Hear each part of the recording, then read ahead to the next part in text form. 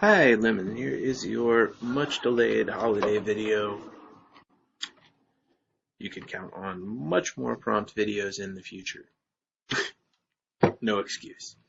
I know we talked about bar chord structure, and when we're playing bar chords, we are either playing an E shape, like E or E minor, and I'm a human capo rather, making one of those two shapes out in front of it. So we know this is the note G, and I believe we might have decided to memorize G, C, A, D at least, and then maybe B, E if we hadn't.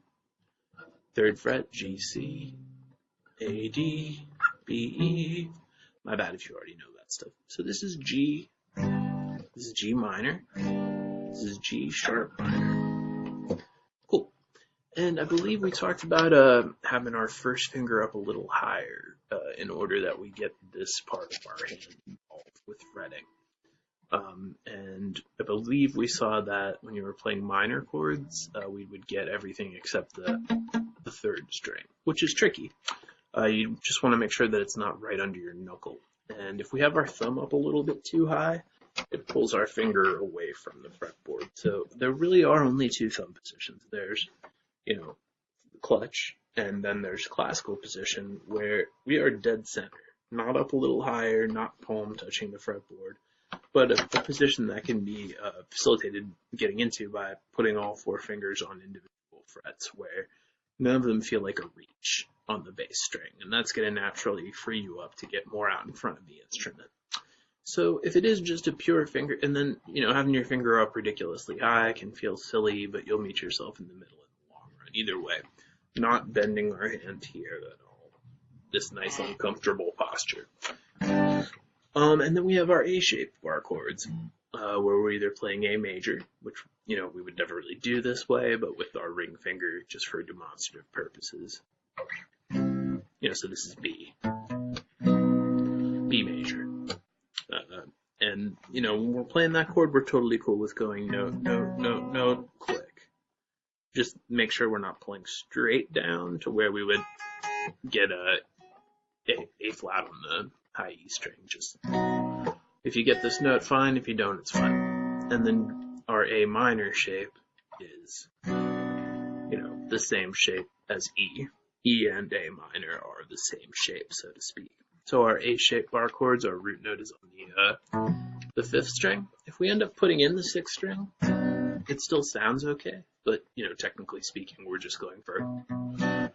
That's everything. So if you just learn those 6 note names and internalize those 4 shapes, then you can actually play any chord that one would call out to you. And I had in my voice note that we had done a Beatles thing. I have to admit that I do not recall what that might have been, but I do know that we talked about technique with, using a wider range of motion when we're strumming, and not anchoring in here when we're strumming, just this nice hit all the strings with the same amount of velocity strum, where it's just one nice clean one, which is kind of counterintuitive versus lining the pickup here. So just swing away, starting with just down. That's what we want to hear. And one nice crisp one where you hit all the strings. Not about 4 strings down, about 4 strings up. Using our hand to control, but finding that place where we could be like.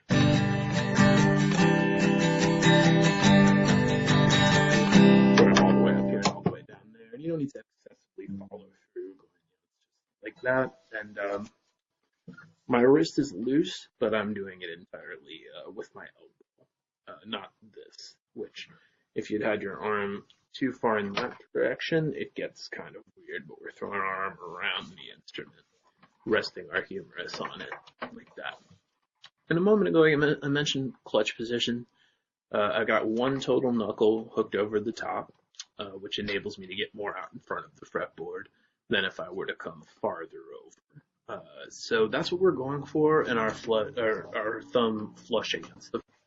Cool. So I'm going to also send you a video of Why My Guitar Gently Weeps to work with as bonus footage, which has some good first position chords and then a whole bunch of bar chords. so that is included in this email as well. And then I might have given you Day Tripper.